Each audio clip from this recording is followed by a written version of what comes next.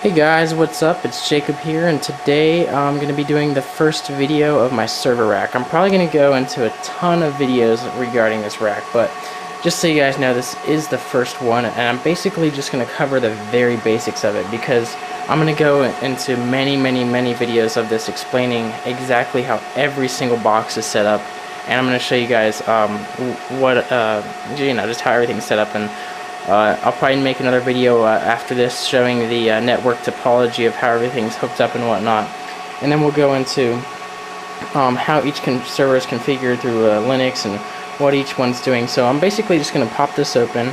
We'll open up the rack, and I'll show you guys what's inside and basically what each box is for, the general basics of what they're for, and then later on we'll go into exactly the details of everything. So I'm just going to do a very general rundown of it. Sorry if it's very loud, guys.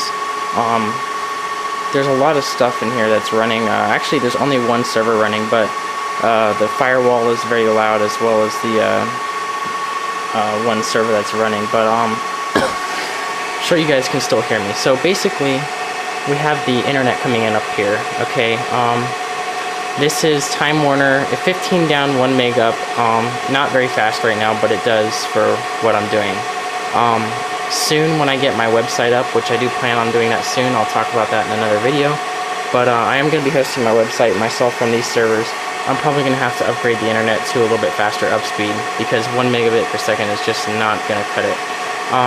For a while, this was my main firewall, this Netgear wireless router, but it's no longer the main firewall. So the WAN comes out of here. So when our WAN comes out of here, it comes out of the cable modem, and it goes down into this firewall. This here is the WAN line. So this here is just a Citrix access gateway. When I bought it, it was imaged for an access gateway, and it's no longer an access gateway anymore because I wiped it, and now it has pfSense on it. So it's running pfSense 2 point whatever the hell the version's at right now, but so basically it's just a firewall server, but this does a lot more than firewall. It's also DHCP. It also has proxy and caching and stuff like that. So it does a lot. This box does a lot, but it's very noisy, as you can hear. Anyways, our WAN comes in here, and it does the firewall and all the proxy servers and stuff, and it puts it out, and it comes out here. So this is also our gateway. This assigns DHCP addresses to everything that's DHCP. It also assigns the static addresses to all the servers that are requiring the static address. It comes out of the box here. This is still basically a WAN, but it's not quite a WAN. It comes out of there and it goes into the outside link of this Packeteer package shaper. This basically allows us to I'm not going to get into the details of this quite yet. I'll do a whole other video on this box in itself, because it's really cool. These two boxes can do a lot. They're very powerful.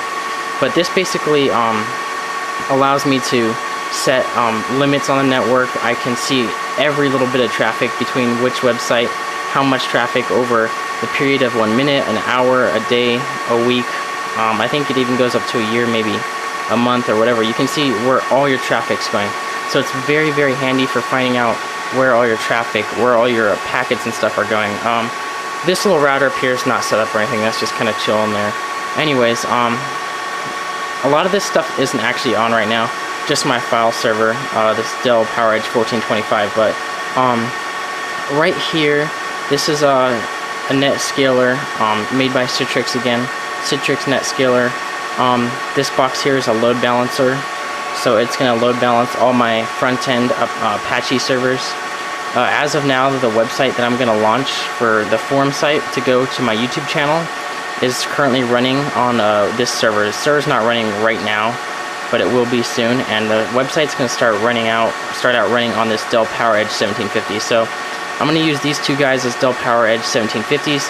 They all have 3 hard drives in them.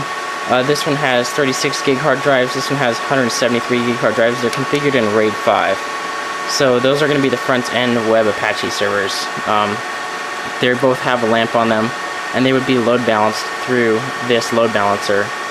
And I'll get into how all that's set up later. We'll show you the topology graphs of how everything's hooked up, and I'll show you how we set up load balancing and all that to set up a very large network.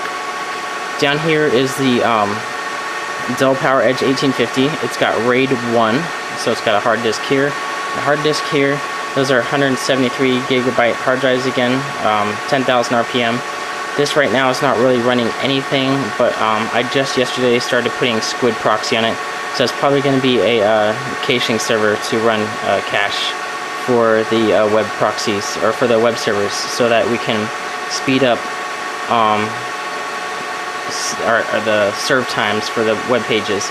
It'll probably have a local proxy as well as a reverse proxy to speed up serving web pages from these servers. The reverse proxy will help assist these servers. It'll take a load off these servers and serve web pages faster to the clients of the website. This down here is my Dell PowerEdge 2950. It's got 6 hard drives in it, so it's sporting 7200 RPM. Each of them are 750 gigs. This is basically where I store all my, you know, porn, illegal movies, stuff like that. It's all on that server right there.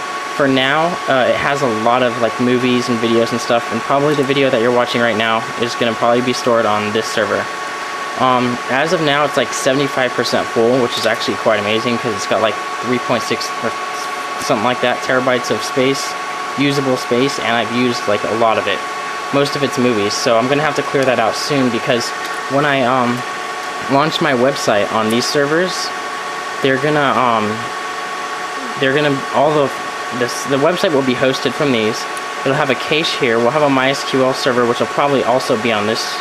The main MySQL server will probably also be on the 1850.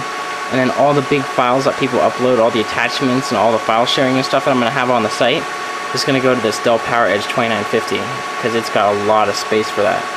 And then this guy up here is my own cloud server. I use it for own cloud. And it also runs just a little basic like file storage and stuff. It's got 2 750 gigabyte SATAs in there, and those are running at 7200 RPM, just the same exact drives that are in this, and it's in RAID 1. So everything here is redundant. There's no RAID 0 going on here. I don't mess around with that kind of stuff. So basically, back up to the top here. I never explained, once it gets out of this packet shaper, so we come out of this firewall here, it goes into the packet shaper, and it comes out of the packet shaper. This here is just a management port to the packet shaper.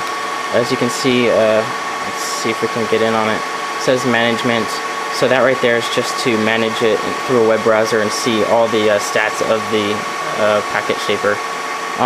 Let's see if I can get in on the screen there. I don't know how well. But you can see that I have the shaping off right now, but it shows, right, what's really cool about this box is you can see in real time megabits per second up and down, so I can see all the traffic flowing through the network at all times. It's got a little graph right there, and it shows in megabits per second the traffic going in and out of the network at any given time. So that's really cool. It's got even more advanced graphs in real time or over a period of time that you can access the web browser. That's what this box does. So once it goes in, it just basically loops through, and now this is our internet line.